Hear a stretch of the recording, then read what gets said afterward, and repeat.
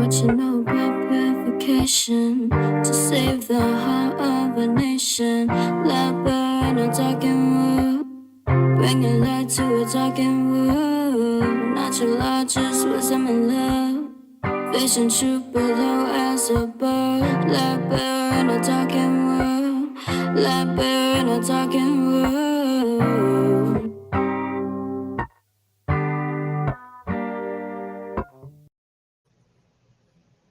Thank you for joining me on the Affirm Life Daily podcast. As always, please visit the website at affirmlifedaily.com and follow on social at Affirm Life Daily. Today, I have some very special guests. I'm very excited about the topics and the guests. So I'm going to do a brief introduction, and then I'll let them do tell you any additional information, as well as where you can find them and their work. So first, I want to introduce Will Keller. He is an entrepreneur, a content creator from Northern California. He is the founder of willkeller.com. Check out that website, phenomenal website, great information. A founder of willkeller.com, a platform for hosting his educational material on the fundamental dynamics of freedom, conscious parenting, and morality. My other guest is Logan Hart. He is also an entrepreneur and content creator from Central Texas. He is the founder of thewizardfactory.com. Another highly recommended website. I'm telling you, if you go to these websites, you're going to love the website. You're going to love the content. That website is focused on a spiritual philosophy platform focused on personal empowerment, evolution, and freedom. Welcome, gentlemen. Hello. It's a pleasure. Yes, absolutely. Thanks for having us on. Yes, I'm really excited about this. I named this podcast The Hydrogen Revolution because I am so interested in this topic. And of course, always health and wellness. It goes hand in hand with natural law. So I'm super excited about everything we're going to be discussing.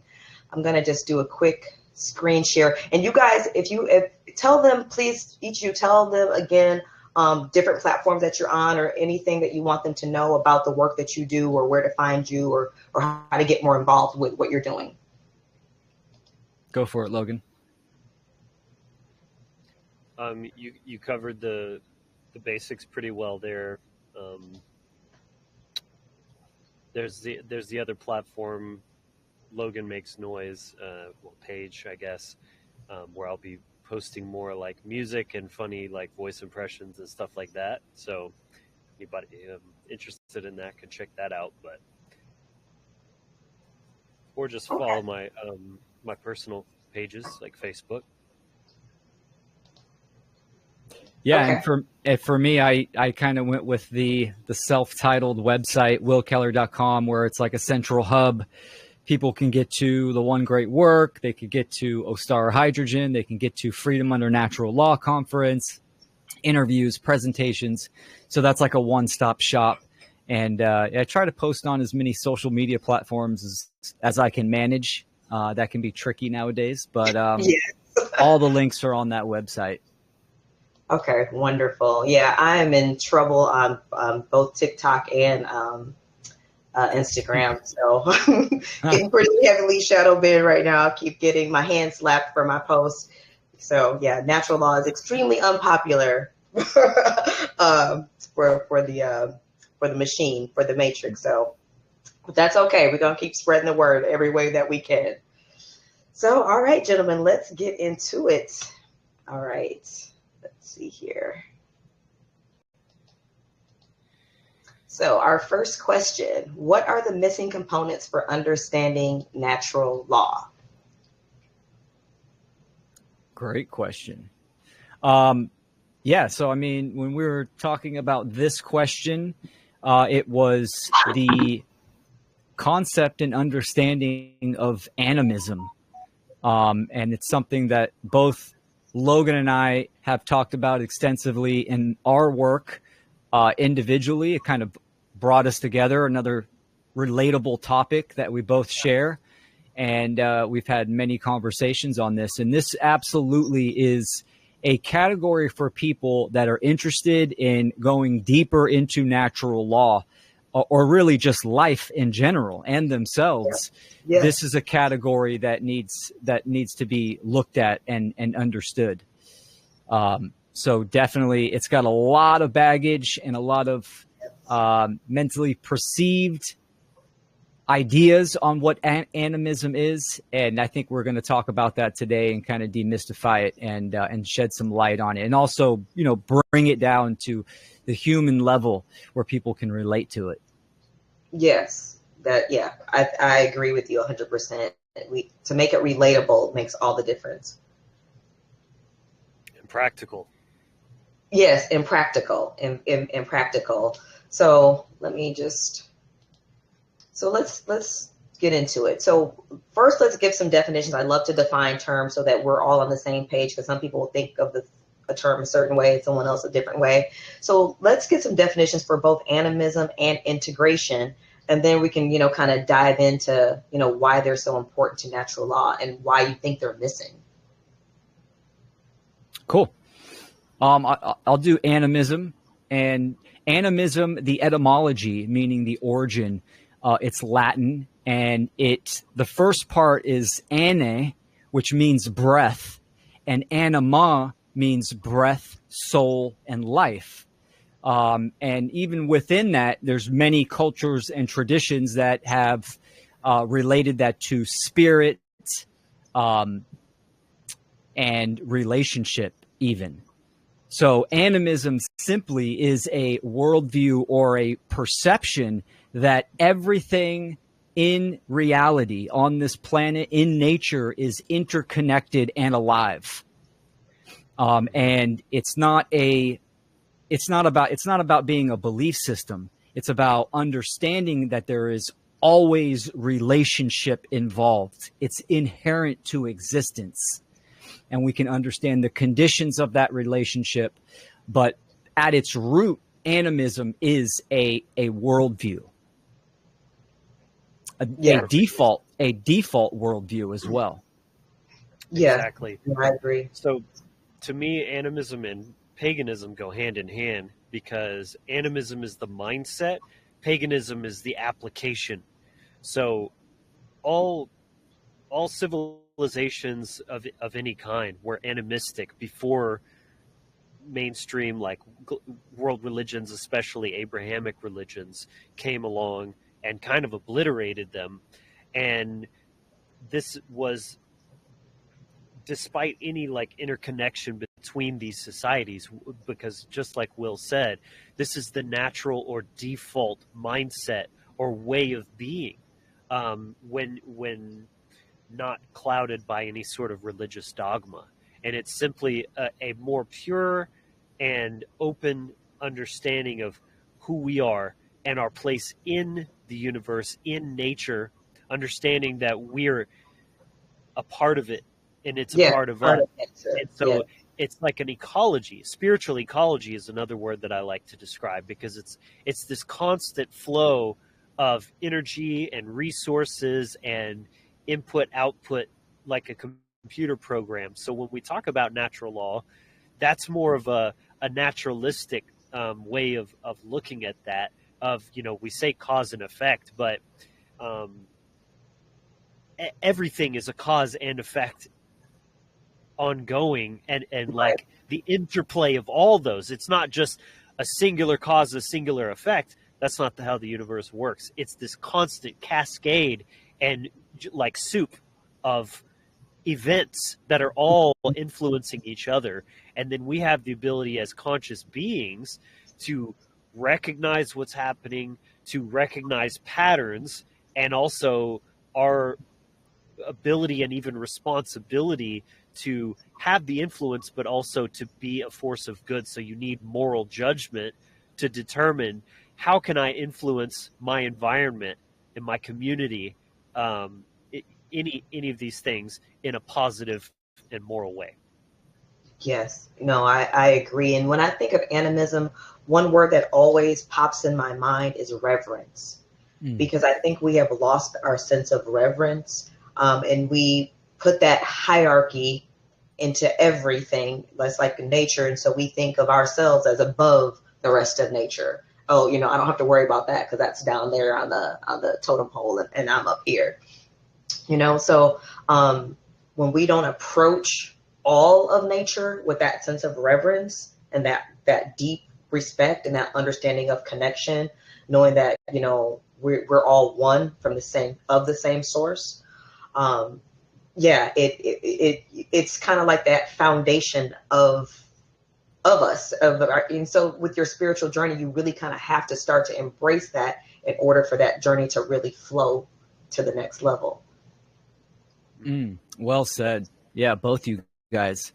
So I always like to mention some of the misconceptions that the majority of people, when they hear the word animism, even if they don't consider themselves religious, there's religious programming that has just by osmosis has been acquired just living in the modern age, right? So they hear animism and immediately they think of primitive people, you know, indigenous comes to mind. And yes, that is accurate, but this is not about animism. It's universal truth. So it's not about the past, present, or the future, right? It is a mindset, and it's very proactive in the here and now. So it's not about going to the past. The only thing about the past that it has in common is that we need to remember who we are. We need to remember to get back down to what it means to be human and how we relate with nature, that there is no separateness. And animism is that default mindset. So I've said many times, a great example of this is children. Children come into the world. When we say default mindset, this is kind of what we mean, because children, they're very animistic very early on. They talk to the plants, to the trees. They can see the energy and the living expression all around them, right? Yes. Even in their homes. And we can learn a lot from children in that mindset. So people that even are resistant to what animism is, right? They talk about vibes. Oh, this person gives me a good or bad vibe. They talk to their animals. They go to their favorite park or river, and it has an effect energetically to them. They talk to their plants in their garden. All of that is animism to the core, right there.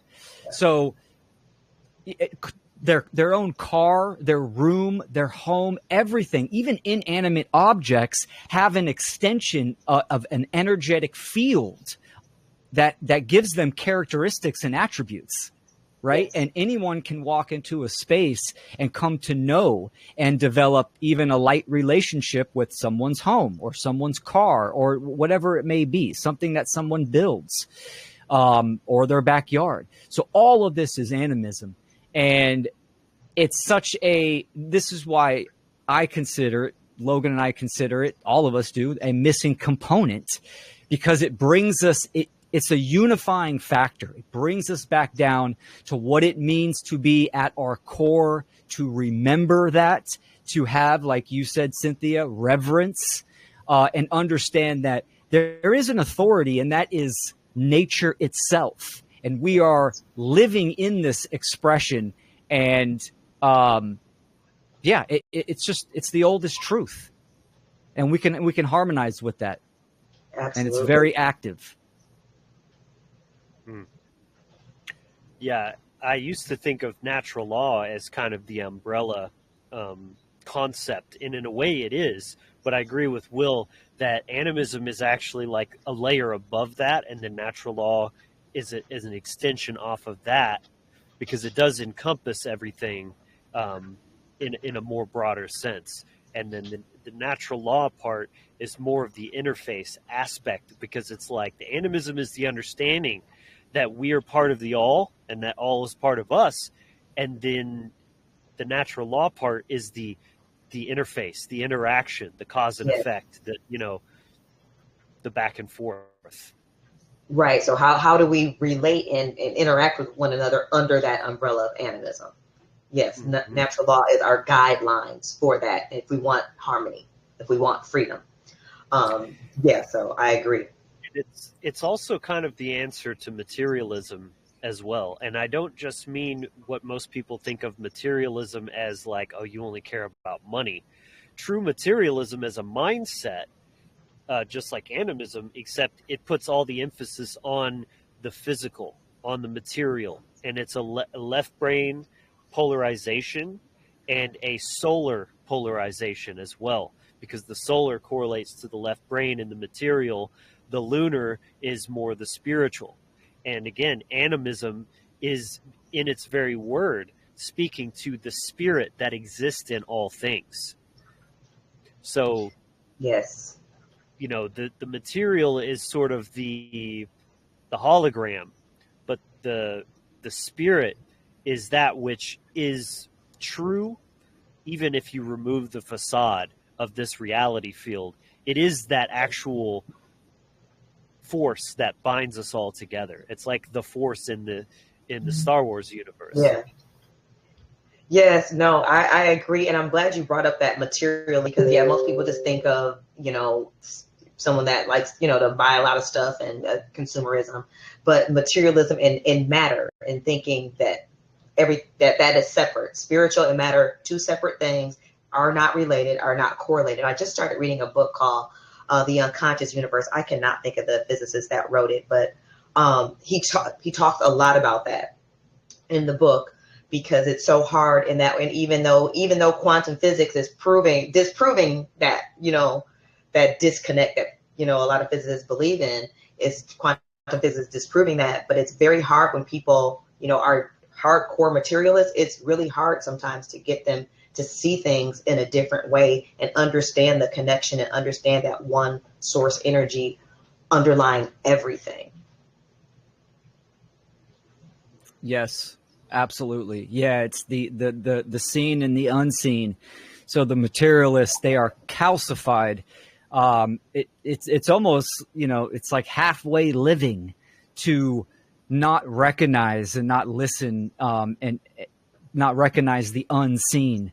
But it's very hypocritical as well, right? Because materialists recognize Wi-Fi and radio signals and vibes, right, and all this kind of stuff. And but yet when it comes to, you know, spiritual laws or, you know, energetic influence, even from a distance, or even the energy of, you know, a storm or something from, you know, of the earth, the mountains, the trees, it's just, you know, it's poppycock to them. They almost giggle off like, and this is where that you know, misconnotation of animism, where it's looked at as just primitive, you know, cave people.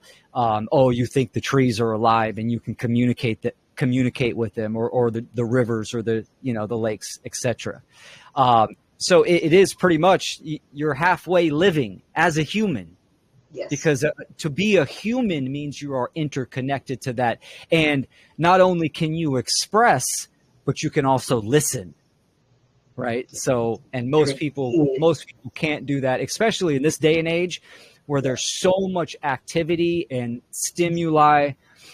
Even meditation kind of has, you know, an incorrect perception for a lot of people, that it's just in the lotus position, you know, in your room, or whatever kind of new agey thing. And sure, that could be meditative. For me, meditation is being in my garden. It's sitting under the big oak tree. It's anywhere where you can calm yourself, calm the chatter, and listen to nature, listen to your environment. And right? connect to nature. Just reconnect and feel that oneness like running through you. It's so powerful. And like what you were saying too about, you know, a lot of this not wanting to be recognized, in this, you know, by a lot of people in the science community. And I think a lot of that too is related to ego, because they can't explain it in the terms that they're used to explaining everything. They dismiss it instead, because they don't want to seem like they want to feel like they have all the answers. Everything can be explained in the way that they're used to explaining it. So yeah, I think a lot of that has to do with ego as well. Yeah, animism is heavily, almost, you know, the language of symbolism and pattern recognition is very animistic. Being able to see the symbols and the archetypes and the metaphors in the natural world, within even the artificial world, just all throughout your life, and recognizing those patterns, and then obviously making that choice to interact with those. And, you know, in this day and age where, you know, pattern recognition is being influenced and being diminished and hindered, this is another reason why this missing component can benefit so many people. Once it's demystified and people, you know, understand what it is at its core. Yeah, I definitely agree with that wholeheartedly, and that demystification. So that's why I was so excited when you brought that up, that you want to talk about this. I'm like, yes, because this demystification needs to really happen. And the way both of you are breaking this down, I think, you know, really helps with that process. Oh yeah. Yeah, you mentioned before the show how it somehow can also have this connotation of dark or Yes. witchcraft or this kind of thing. And not to say that there can't be animistic elements to something like witchcraft, because a lot of pagan practices are you're working with you know, nature spirits and things like that, but that's not definitive in my view. It's an aspect of it, but it's ancillary to what it truly is. And anyone listening and thinking that, ask yourself, is anything that we've talked about so far sound evil or Right. spooky? You know, it's Right. literally just observing what is. And a lot of Christians, and I grew up Christian, so I'm speaking from experience, but have this idea that it's wrong to worship nature because God is not, you know, God is up here and his creation is down here, and they're separate things. And that's fundamentally opposite of what an animist sees as that, like, God is in nature, and nature is not separate from God. It's they're not two separate things. So it's not wrong to like worship nature. And I mean, you could even get into what do you mean by worship? You know, there's a lot of different ideas around Right. what that word means in that. I mean, lots of rabbit holes to get into, but Yeah. Which could simply be interchanged with, like what you said, Cynthia, reverence.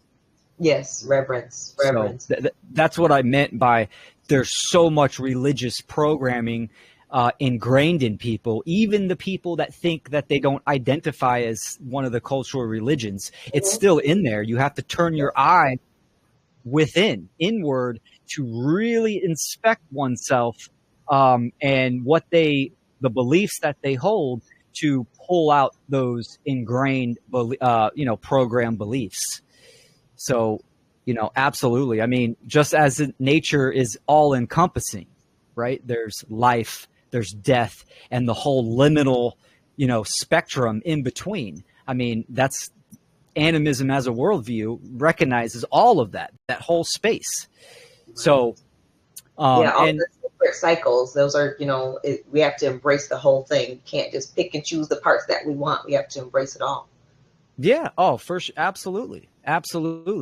And, you know, animism as kind of a missing component to understand natural law. Anybody that's familiar with natural law, you know, typically understands the Hermetic principles, mentalism, polarity, vibration, rhythm, all of these. Well, if you study those principles and have an understanding of animism, you see it every day. You can recognize the cycles, the polarity, the vibration, the cause and effect, the mental gender. You can see this in your daily life. And what it starts to do, it starts to bind and develop a symbiosis with the worldview of animism. I mean, people that want to get more in tune with nature and they want to be more, you know, a naturalist, animism is there. You are walking that path of animism and you're going further and further. So this is, you know, primarily this is the main reason why, you know, the Abrahamic religions, primarily Catholicism and Christianity, they went on a crusade to destroy the pagan indigenous peoples, because these are the peoples that have the closest connection to nature and hold the secrets and the understanding of nature. And if you're going to control the planet or a large group of people, you need to sever that. You need to take out the shamans, the seers, the vulvas, all the way down the line. And we can see this all across all cultures, all around the planet. Indigenous peoples, the animists being murdered and genocided. And, we look at some of the indigenous cultures today, and, like mental illness is rarely a thing. If something happens in the world, indigenous people will be all right because they're in tune with nature. They understand how to survive even at its harshest temperaments. Yes. Right. They're not codependent on anything. They're self-sufficient. Correct. Yes. And exactly. Yeah.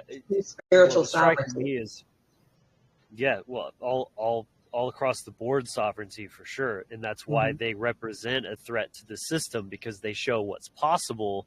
To the domesticated slave, it gives an example of what, it's like you put a Chihuahua next to a wolf and you're just like, they came from that. What the hell happened to you guys? You know what I mean? Like that's just generations of. Yes. But I would say that animism is like the why. To riff further on what Will was saying, when you look at like the Hermetic principles, this is more of the what. It's the nuts and bolts of like these are these universal laws that apply across the board. And even just taking like the law of correspondence, that can open up into the whole world of symbolism and allegory, like Will mentioned earlier. So that's where animism is the encompassing concept, because it's like, why is it significant that things correspond to each other? Why is it significant that you can gain wisdom by watching a tree blow in the wind? Yeah. That's what animism answers, is that there is a meaning, there's inherent meaning to the universe. Yes. And the materialist, the mechanical universalist doesn't like that. It disagrees. They don't want it. It's all just like this empty machine, the universe, and life only means what we decide it means. There's that relativism and that solipsism coming in there. Yeah. Animism is at odds with that, because that it can only mean that there is inherent meaning to all of this, including why things are the way they are. It's not just random. This is a system. This is a process of becoming, of remembering and awakening. That's why we're here. So that's what it's all for. They're all tools of consciousness. Yeah. You have to look at that and acknowledge that. If you have the animistic perspective, there's just no denying that. You're right. There is no denying it.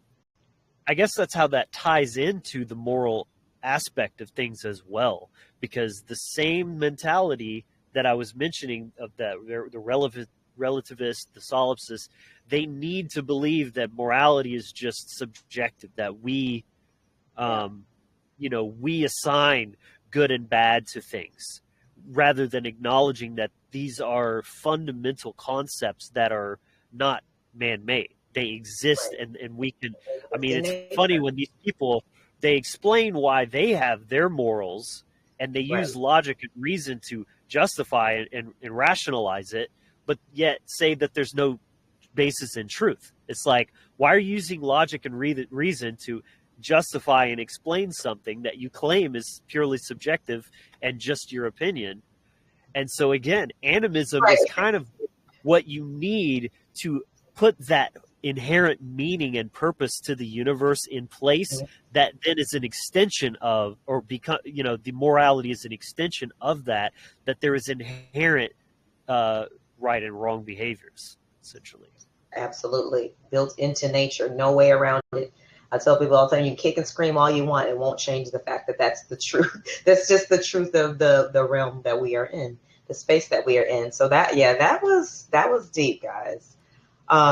So I want to transition over to the hydration therapy.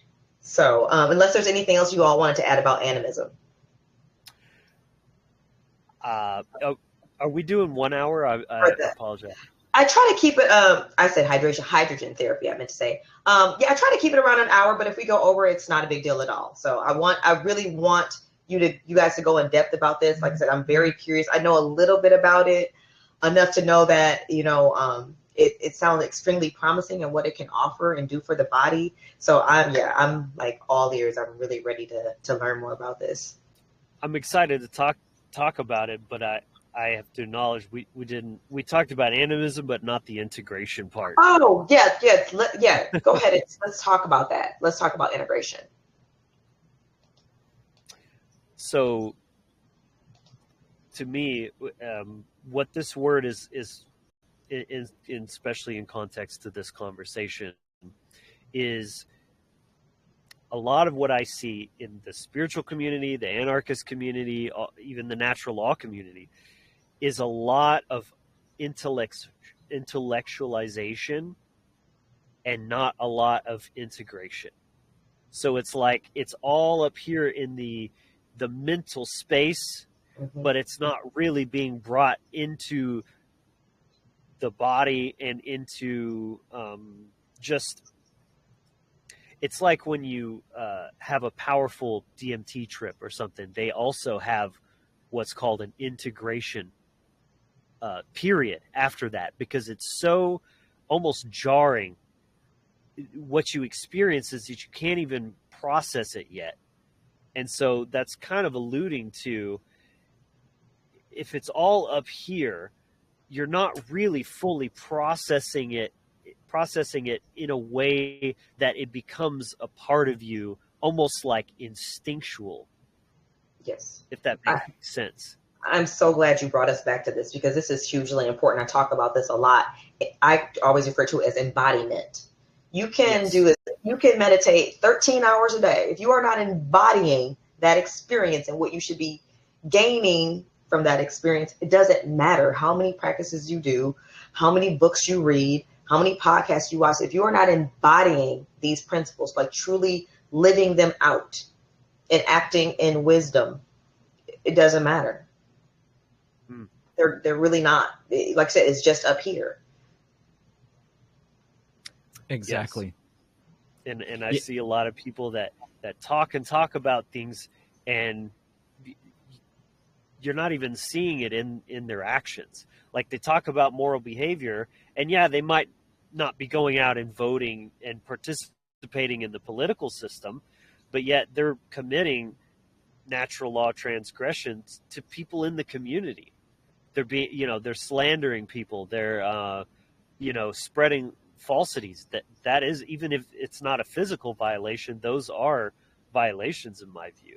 Or they're being dishonest or stealing, or there's all kinds of stuff going on, but they like tell themselves that because I know moral truth and I'm out here speaking it and making videos on it, somehow they're immune to like being hypocritical, I guess. Right. Because they're not integrated is the point. Yep. It's all up here in the mental realm. I agree. It's about, taking things in and living it. I'm sorry, go ahead, Will. No, this is great. And integration, it goes hand in hand with animism, and it's a good topic coming off of animism, because animism is all about personal responsibility. It's like, you incarnated in this life, you're going to interact with people. What's the condition of those relationships? So integration is that process of distilling and applying what you have learned. And sure, that can be phases, that can be daily, that can be huge sections of life. But absolutely, I've seen this in the spiritual, in quote unquote truth freedom communities. There's a lack of integration. I call it old habits wrapped anew, meaning they're doing the same stuff that they've always been doing. They have different rhetoric that's wrapped around it. Yeah. They're saying different things, but they're still doing the immoral actions or the unethical actions. And all of that's easily exposed by pattern recognition. right? Mm-hmm. Patterns speak volumes within actions, and that can be observed. So, and that's how you really get to know someone. You really get to know someone by spending actual time with them to Mm-hmm. see their habits, to see their behaviors, right? And that's how you can come to know something. Just as you can come to know the seasons, the stream in your backyard, your local, flowers and herbs that grow along, the path in the back of your house, or whatever it may be. You can come to know that. You can come to know people on a deep level, even if you don't see them. I mean, it can be online, right? When Right. we're online, we're still performing actions. We're on a live stream right now. People can see us. Right. So it's that responsibility and accountability, and especially with the artificial realm of the internet, which is almost like, it's like an artificial ether field, that it even promotes more of a lack of accountability and responsibility, because people just say whatever they Yeah. want to say. And most of the time they wouldn't say that face to face. They wouldn't say that in the natural world with people around, or they wouldn't act a certain way. So it's reinforcing bad habits. Yes. And every time someone comes into a deep body of information, there has to be a period of integration, and that takes time. Mm-hmm. And not only just thinking about it. Oh yeah, absolutely. It's a full-blown process of, sure, you could think about it deeply and journal, but it needs to become, you need to become it.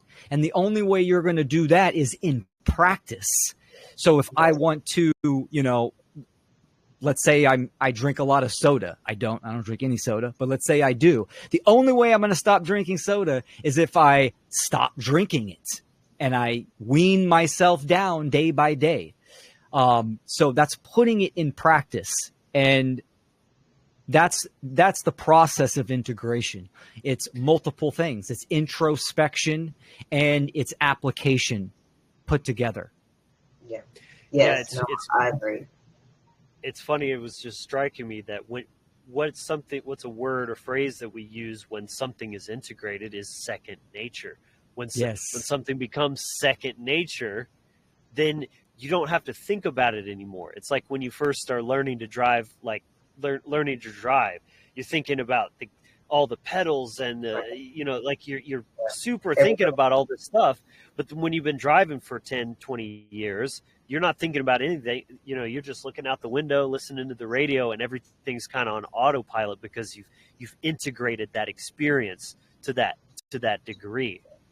And so, great point, Will, that animism itself is integration, because when you come out of that indoctrination and you go back towards a mindset of animism, you have to reintegrate yourself into nature. You realize, oh, I'm part of it. I'm not this separate thing. Or like you were saying, Cynthia, that, I'm above nature and nature's down here. No, you put your ego aside and you come back into a place of cohesion there.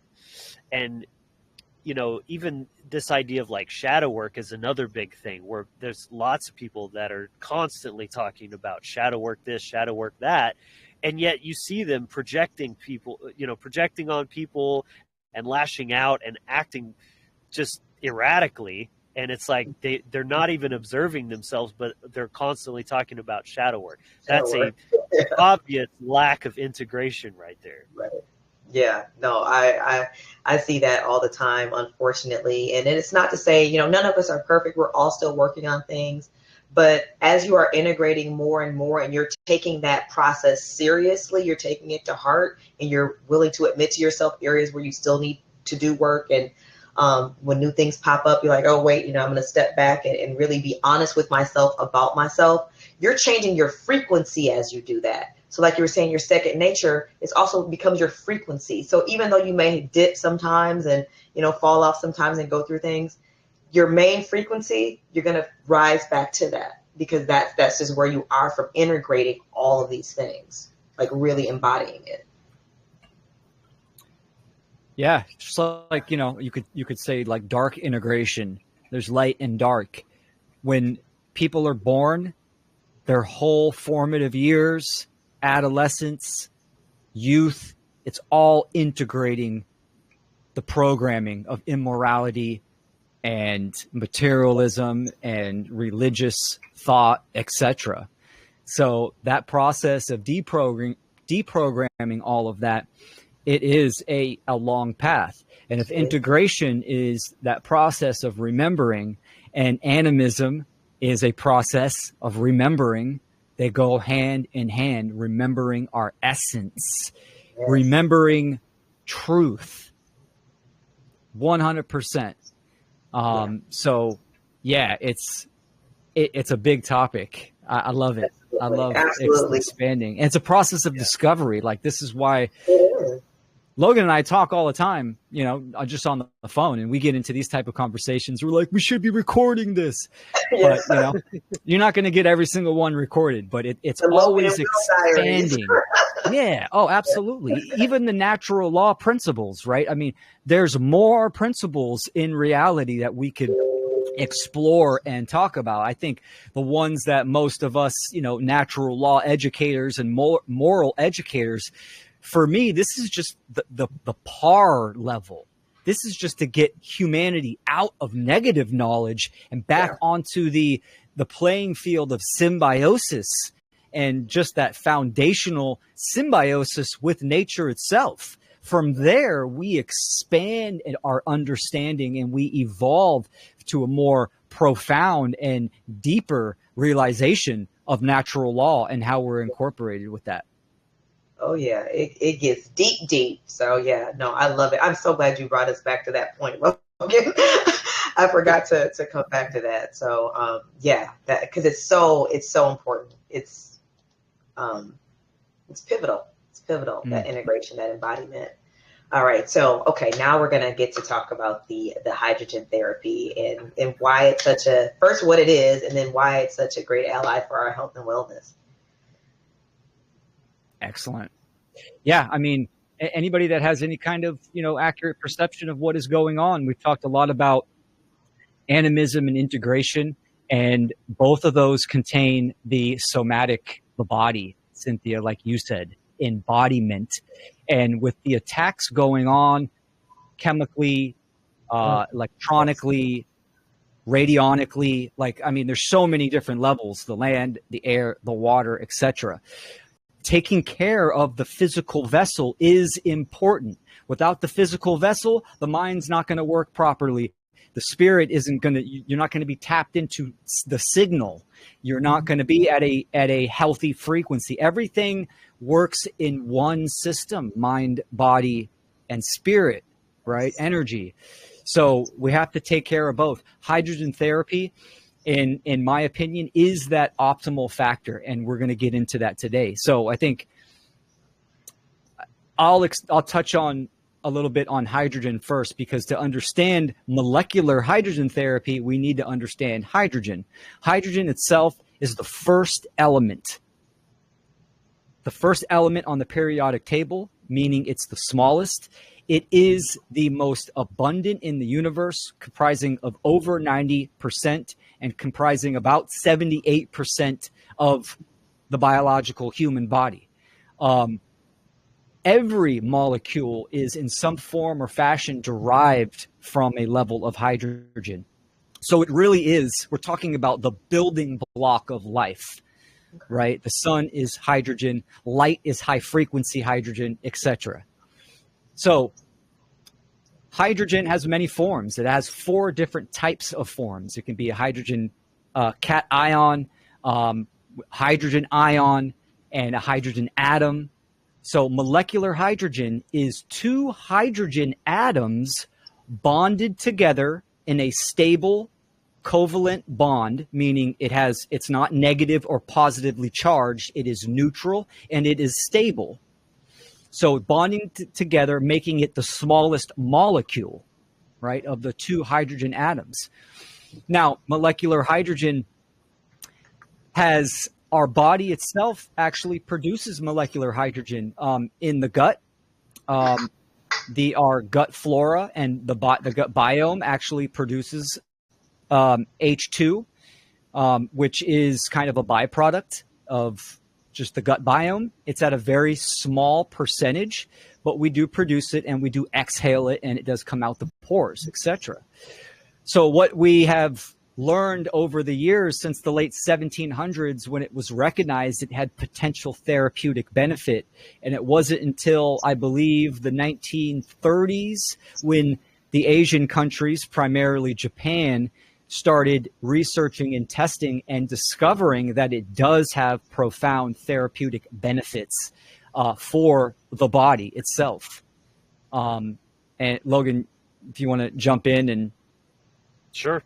And 2007 was a major publication that kind of it was published in I believe it was a natural health type journal, a very prestigious one. So it made a big impact that sort of kicked off this new wave of research. And since then, there's been a ton of information come out. There's over 3,000 studies now for 200 disease models in humans. And it's just growing by the day. And so the science is only continuing to reinforce this discovery, not negate it, that it is proven as a powerful therapy that is universal and foundational. Because rather than attacking one specific disease or being a chemical cure or treatment like pharmaceuticals, it is a natural molecular treatment that can permeate the body completely, because, again, as Will said, it's the smallest molecule. So it can literally go anywhere through any of the barriers, including blood-brain barrier, and deep into the cells like the mitochondria and the DNA. And so it can do deep repair at the cellular level, and it also regulates cells to repair themselves or destroy damaged or old cells as well. So it renews your cellular composition. And the two main things that it does extremely well is anti-inflammatory and selective antioxidant, which is better than just a general antioxidant, something like vitamin C, that just neutralizes all free radicals. This specifically goes after the most harmful ones, because for homeostasis, the body needs actually a certain degree of oxidative stress. So it helps keep that balance while just going after the most harmful ones. And so just these two elements of antioxidant and anti-inflammatory, those go right at the root of virtually all disease. Oh, wow. So it's a holistic way of optimizing your health, and there's no downside to it. There's no negative or cell damaging effects at any dose, which is incredible and really unheard of. Like too much hydrogen. Yeah, you really can't. Any amount that's in excess is simply released through the breath and the pores. So which is very rare, actually. Downside. Yeah. Yes. Yeah. Most supplements downside and all the upside, as far as being, it goes right at the root cause of disease and illness. Yep. Oh, yep. Wow. This is amazing. Really amazing. It's so natural. The most important thing is kind of understanding the nature of molecular hydrogen gas. It is a gas. And once you understand what it is and what it does in the body, it is limitless to the benefits or the chronic illnesses or the ailments that it can benefit, right? Because it's really the body itself wants to heal and regenerate itself.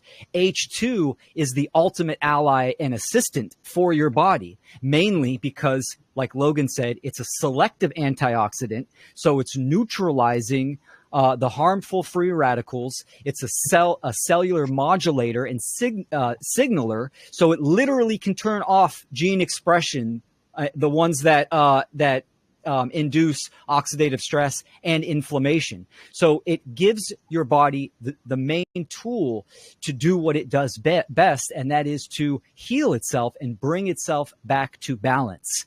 And it really is remarkable. So there's no saturation limit.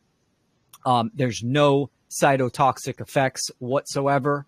And yeah, I mean, when I first discovered about H2 was about 13 years ago, and I did it for an autoimmune condition that I was battling at the time. And I saw tremendous benefits. And I was on board from there, and then been following the research ever since. So, you know, there's about 4 main ways to take hydrogen therapy.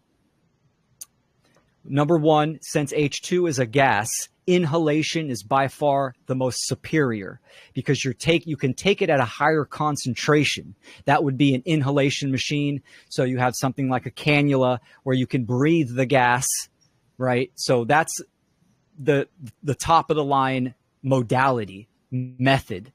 And then there's also, you can infuse or dissolve the gas into water. The H2 does not bind to anything. It does not bind to the water molecules. It's simply separate. It's just in the water itself. Very similar to like a carbonated drink, where you have carbonation and then you have the liquid, whatever it be, juice, soda, whatever. So with hydrogen-rich water, you have the water itself with the gas infused, meaning put into the water, and then you can drink that. And that's another powerful way. In fact, breathing, you get the most benefit. Drinking, you get a lot of benefits. You even get some additional benefits because the water is acting as a carrier, and it's going down the throat into the stomach. So if someone that has, you know, some type of stomach condition or gut condition, the water would be definitely a great aid for that. In conjunction with inhalation. Inhalation is like all encompassing. There's topical administration, meaning this is something that I do. I do it in really a spray bottle, and I can spray on my psoriasis patches that I have, very small patches that I use for the outside of my skin. I can spray it on there. You could use an adapter and infuse H2 into a bathtub and soak in there. That has shown incredible benefits for all types of things, losing weight, wrinkles, skin conditions. It's because H2 can just easily penetrate the skin and the blood-brain barrier, and it goes just right into the body, no problem. And then the 4th way is a saline injection, not common. That's more of like a medical or clinical situation. Okay. So we can look at countries in the East, Japan, Korea, Taiwan, China. They're far ahead in hydrogen therapy than the West. Something interesting happened in the early 2000s in the West, where the beverage industry took the knowledge of H2 from the East and attribute it to alkalinity. And they took that to the West. They created the alkaline water industry, which was over a $5 billion industry. And you can see people drinking alkaline bottles of water and having their alkaline machines.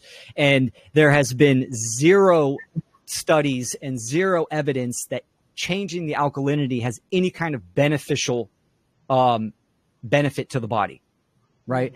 You drink a 9.5 pH water, it goes into the stomach, hits the stomach, the 2.5 acidic acid, it neutralizes it immediately, right? So every section of the body has its own different pH. So alkaline water is kind of the myth. And when the study in 2007 that Logan was talking about, that was the game changer, because it was definitive evidence that people from the West were showing the Western areas, like, look, it is molecular hydrogen is the therapeutic benefit. There are some ionizer machines. This was probably one of the biggest devices in the quote unquote alkaline market, where it's using electrolysis and it's making a a pH water, but through the electrolysis, it's also making molecular hydrogen at a low level. But people were experiencing some therapeutic benefits because of the H2.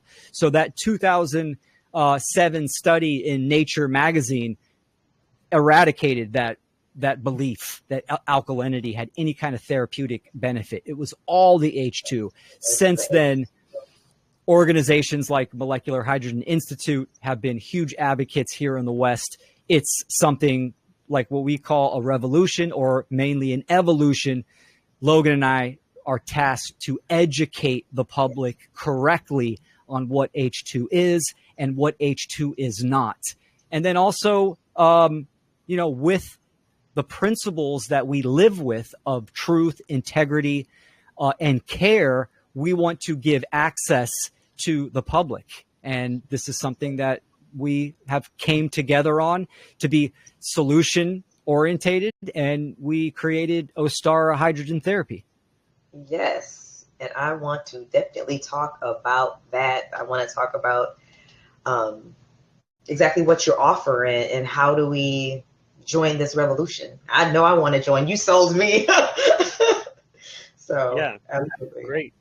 So we have what we like to call our AAA mission is awareness, access, and activation.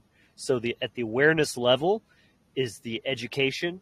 So we have a podcast. We're going to be doing more content as outreach to simply get the awareness up about hydrogen, that it's even a thing. Many people have not heard of it, or most people who have probably have just seen these water bottles, right?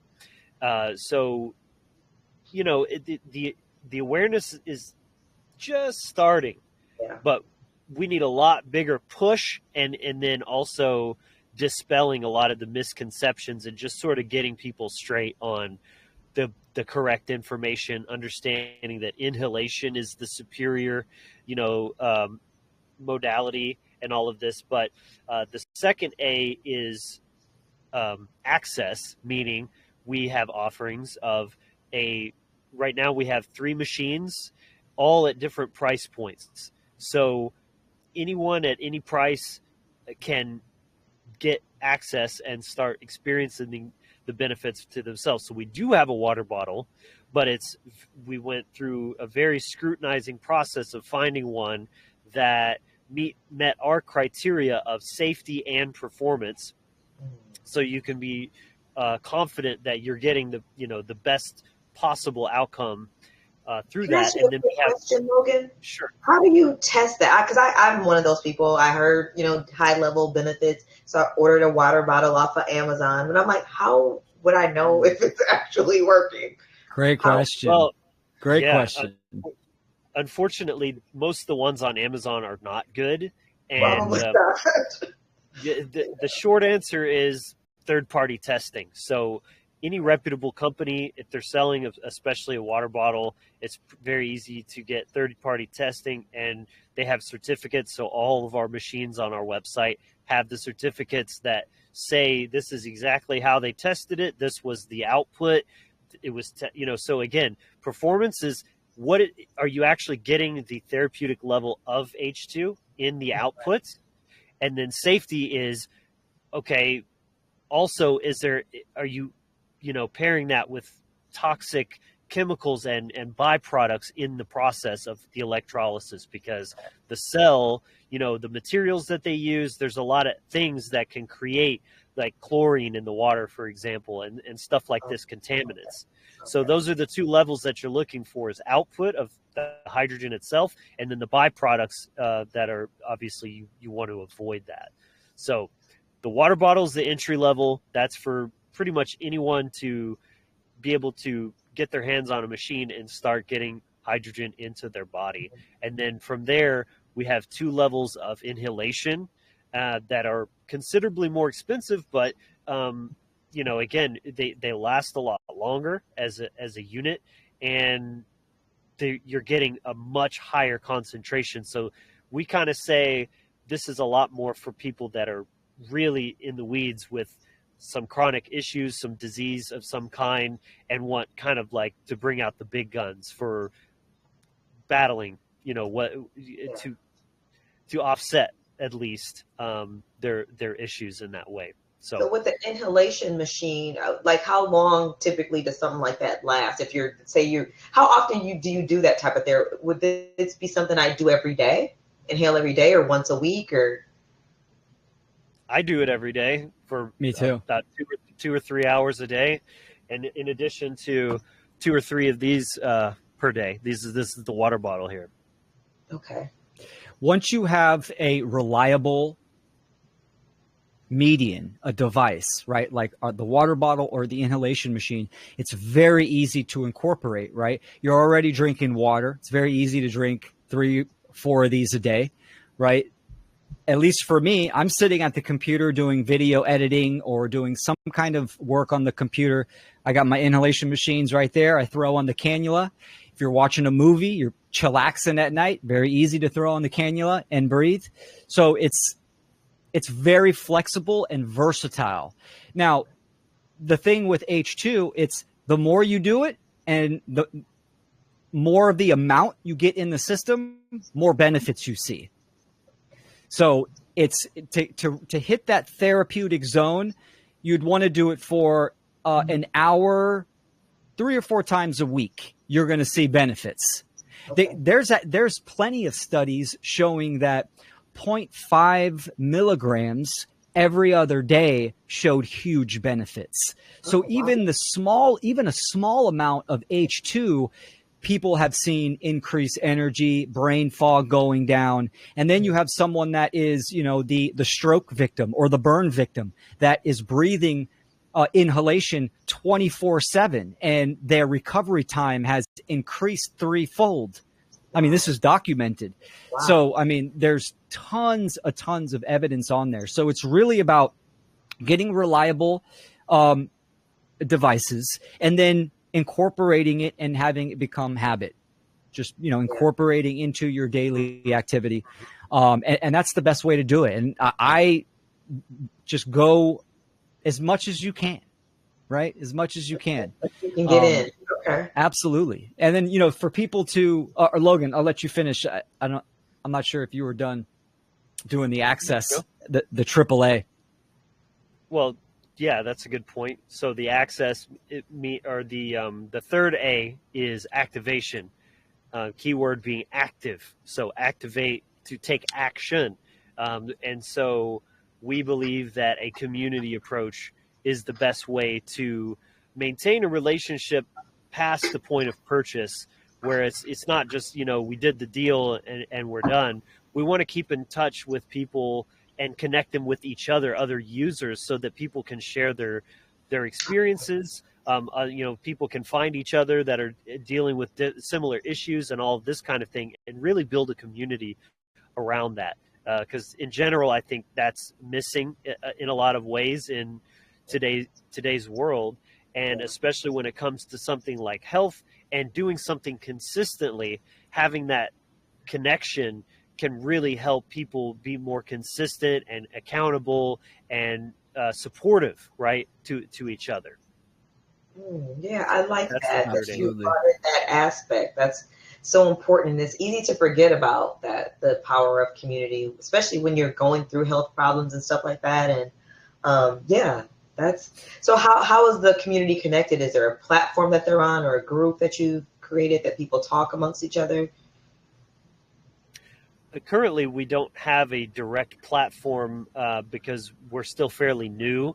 We're just kind of trying to build a base of customers, get some reviews coming in and that. And of course, we do have the email. So the email list is kind of what we're building right now, where we can communicate with people, send them updates. We want to keep people up to date on the new coming out science and new discoveries, because this is a very kind of, it's happening. It's not a dormant thing. It's very much ongoing, and that's exciting. And then people can respond to those emails, and but eventually, yes, we want to have more of a platform like maybe school or something like that, or Telegram. Yeah. There's a Yeah. Facebook group as well that we do post studies to, and Oh, okay. just things that we're doing. Again, just being kind of new, we're definitely going to build something more generated to our personal community. But there's still a bunch of people in that group that, are interested in hydrogen therapy. So yeah. Okay. And then Well, real quick, also to kind of answer a question that you said earlier, Cynthia, how do you know it has H2 in there, right? Because H2, it's odorless, it's invisible, right? It's a gas. I mean, you could put the cannula in water and see that there's some type of air or gas coming out. You could see your water bottle bubbling, and Logan is absolutely right. Primary, you want to get it tested. So there's chromatography that people can do. That's kind of expensive. It takes a lot of, heavy scientific equipment. There's also a cheaper version. You can get methylene blue. And there's actually some made specifically for testing molecular hydrogen. It's methylene blue, which methylene blue is actually an oxidizer, right? So it's the opposite of an antioxidant.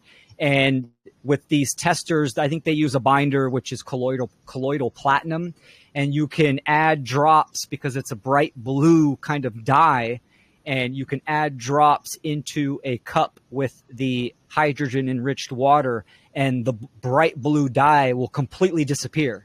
And you can count those drops, and that will tell you how many milligrams of H2 are in the water. So even the cheap water bottles, you could test it and say, oh yeah, it's got a little bit of H2 in there, but there's other factors like the cell, the electrolysis cell that they are using. What type is it? What's the material?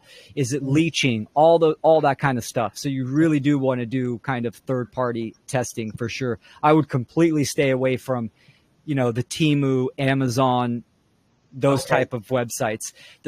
Since especially the water bottles, you're going to see hydrogen therapy. It's going to blow up. It's definitely going to blow up. It is already starting to. It's just at a low awareness. People are at the water bottle level of awareness, which there are great water bottles for sure that'll get you therapeutic doses. But once the awareness gets to inhalation, it's going to be a game changer.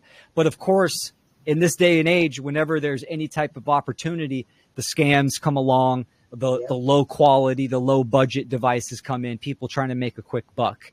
So, yeah. Okay. But it's also good to mention too, when we talk about molecular hydrogen, I usually say this right in the beginning, clarifying what we are not talking about. This is not hydrogen peroxide therapy. This is not charged water. It's not, it's not Kangen. Ionized water. It's not H3O. It's none of these things. It's simply molecular hydrogen gas. That's simply all it is. Okay. Mm-hmm. So yeah, and I mean, some of the common benefits that people see, even our clients have seen a lot of these. Right off the bat, it's usually better sleep, clearer skin, enhanced energy levels, clarity, decrease in brain fog, detoxification, faster recovery, boosted immune system, less aches and pains. Yes. Lowered blood pressure. We've had several people, including my aunt. I send her a water bottle. She's been having issues with her blood pressure, and hers are almost down to normalized. Oh wow! After just a few weeks. Is this also safe for pregnant women, hydrogen therapy? Oh, yeah. Oh, safe across the board. Yes. Safe across the board. When my daughter's mother was pregnant with her, she was drinking hydrogen-enriched water. And no lie, we only did one ultrasound. My awareness was growing during that time. We did one ultrasound and then one doctor checkup.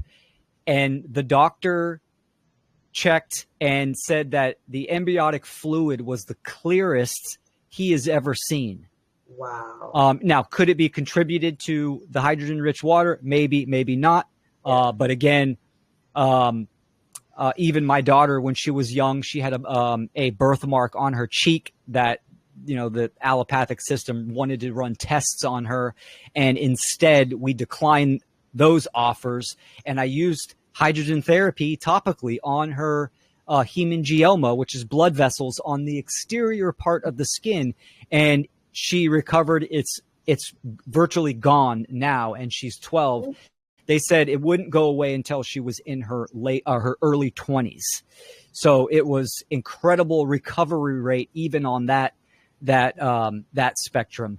We have a really dear friend of ours that battles Lyme disease, saying hydrogen therapy is at the top of the list that benefits or decreases the Lyme effects. Symptoms. We have another friend that's battling kidney failure, and for day one of inhalation, breathing all night, she woke up first time in months having normal blood levels.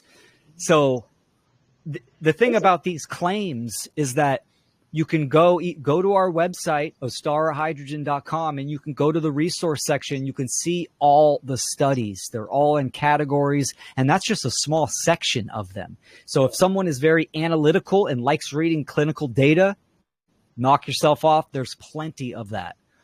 So it's proven and it's backed. I give it to my pets.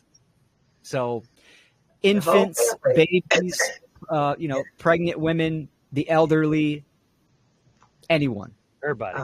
I can't wait. I can't wait to place my order. It'll be immediately after this podcast. So I want to open this up to questions as well. Does anyone have any questions or comments on anything that they're hearing? Got a wealth of information resource here. I think we should take advantage. Peace. How y'all doing? Hello, Soul. Hey. So, what's up, brother?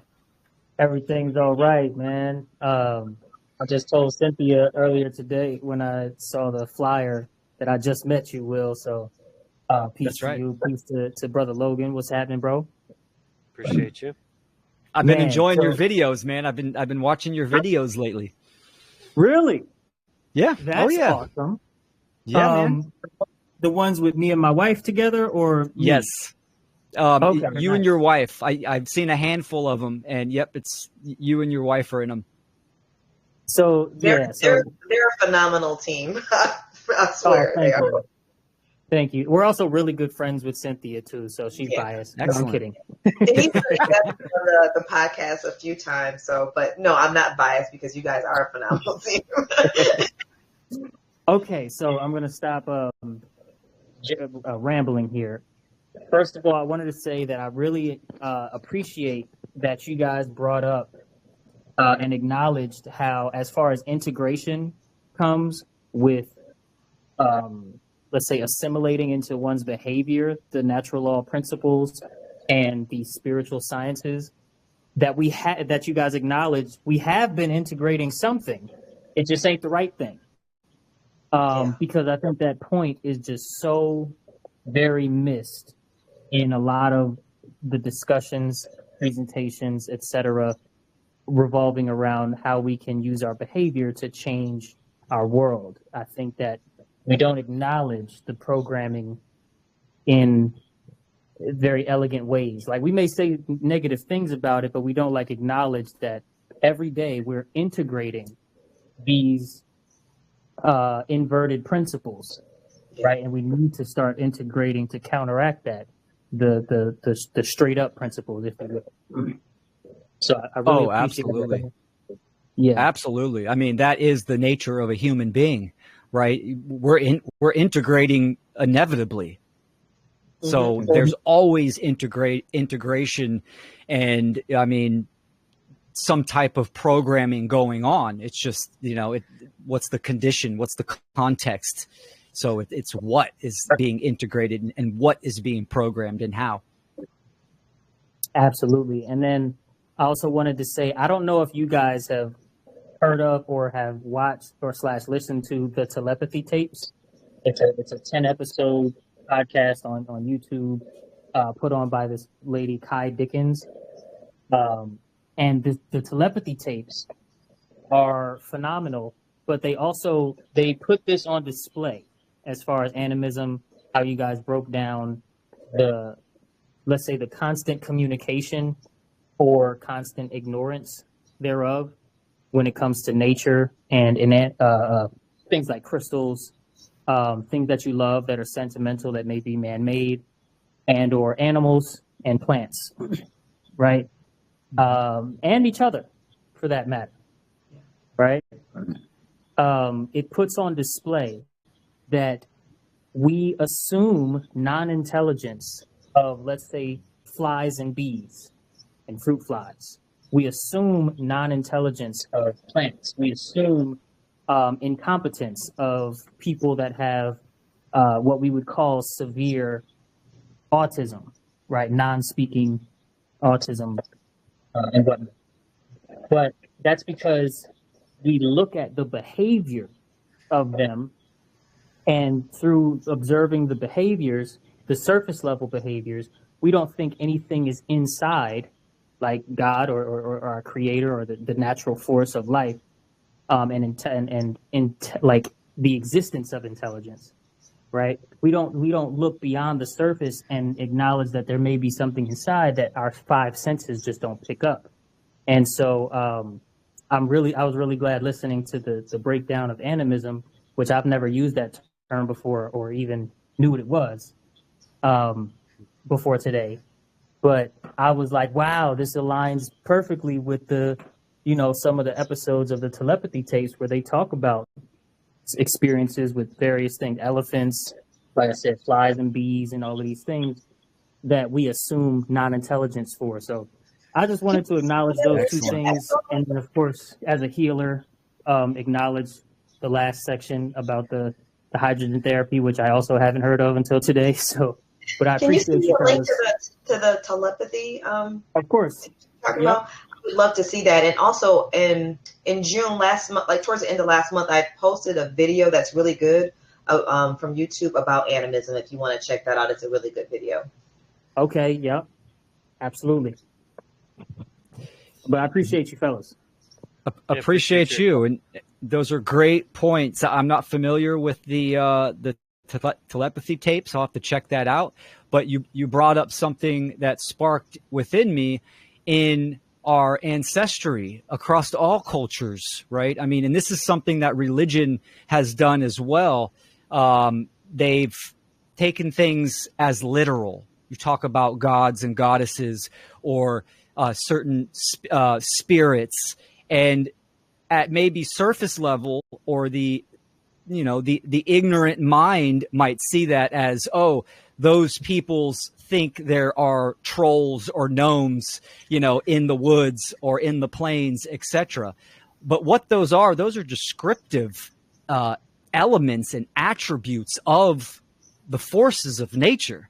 Even the gods and goddesses are archetypal and metaphors of forces and even characteristics of human beings, right? So, and this goes all the way up from the lower levels all the way to the celestial realms.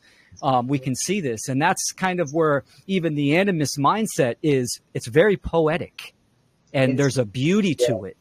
And and that's something that religion tries to kind of negate as well.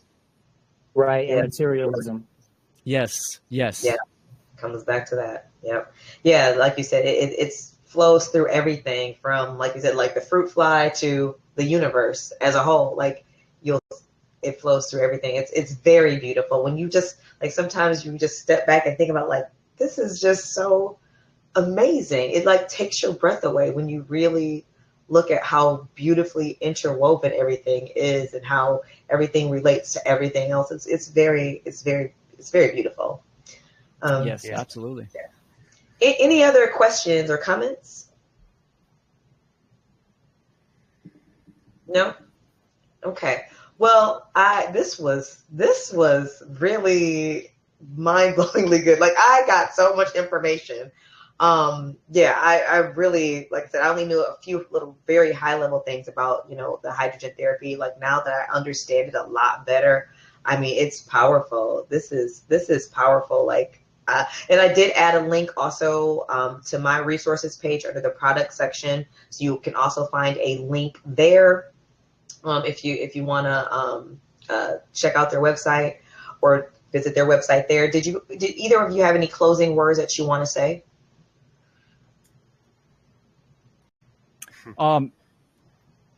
Logan, do we have the webinar? If someone wants to learn more, if you want to learn more, then for sure, go to the website. You can get to the website through the link that Cynthia is going to post. And in the resources tab, we created that podcast, Healing with Hydrogen. And I believe it's about 8 episodes, and we really cover the basics in those 8 episodes more in depth and in a logical progression for someone to really kind of understand hydrogen and hydrogen therapy. So that's a great place for people to start and to gain more information. And yeah. Okay. And as you said, the webinar. If you go to essentials.ostarahydrogen.com or go to the website, it's also under the resources tab and at the footer. So there's plenty of ways. It's actually at the top of the homepage too. So there's plenty of ways that you can get access to that. And that's actually now a bundle. So we have the webinar, which is a video. It's about an hour long. It has some Q&A sections after that if you want. And also there's like an ebook that takes about 15 minutes to read. So those are both great resources to kind of get that bird's eye view a little bit more in depth than what we just covered here on the show. So I would say that would be step number 1. And then from that point on, if you're still just, curious and wanting to dive more into that's where the podcast would be great, because then we got more granular with each kind of idea and really unpack that in individual episodes. So Okay. Wonderful. I can't wait to check it out and learn more. This was extremely eye-opening and so helpful because we are being bombarded with toxins in every which way. So we need every resource we can to optimize our health and wellness. So I thank you both so much for coming on. This will be published to both YouTube and my website in the next coming days, along with all the relevant links that you will need. Again, thank you all for joining me and watching this podcast. Again, visit me at affirmlifedaily.com and follow on social media at affirmlifedaily. I cannot continue on my journey of truth and freedom and spread the word without your help. Please like, share, subscribe. Also, visit both of their websites. We need your support. We're a community. We're one. So every like matters, every share matters, every time you talk about natural law, every time you get involved yourself in the movement, all of these things matter. We can change this world to whatever we want. We are powerful creators, but we have to do it together. We're in this together. So thank you, gentlemen, so much. And thank you all for joining us, and have a wonderful, wonderful night. Grace, love, and gratitude.